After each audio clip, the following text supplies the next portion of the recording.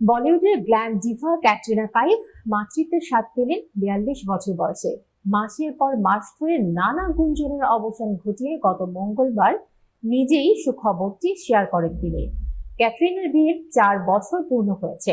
চিকিৎসকদের মতে তুলনামূলক বেশি বয়সে মা হলে কিছু জটিলতার ঝুঁকি থাকে, তাই তাকে বিশেষভাবে সতর্ক থাকতে হচ্ছে।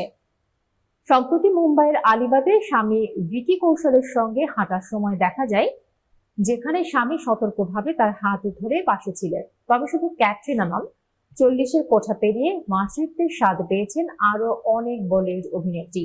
বিপাশা বসু অভিনেতা করণ সিং গ্রোভারের সঙ্গে বিয়ের ৪৩ বছর বয়সে প্রথম সন্তানের জন্ম দেন। শিল্পা শেঠি ৪৫ বছর বয়সে সারোগেসির মাধ্যমে দ্বিতীয়বার মা হন। তার মেয়ে শামিশাকে তিনি এই প্রক্রিয়ার মাধ্যমে পৃথিবীতে আনেন। ফারাহ খান ৪৩ বছর বয়সে আইভিএফ প্রক্রিয়ার মাধ্যমে ৩ সন্তানের মা হন। বলিউডে তাই এখন আর বয়স কোনো বাধা নয়, নিজেদের ক্যারিয়ার গড়ে তুললেই মাতৃত্বের পথে হাঁটছেন নায়িকারা।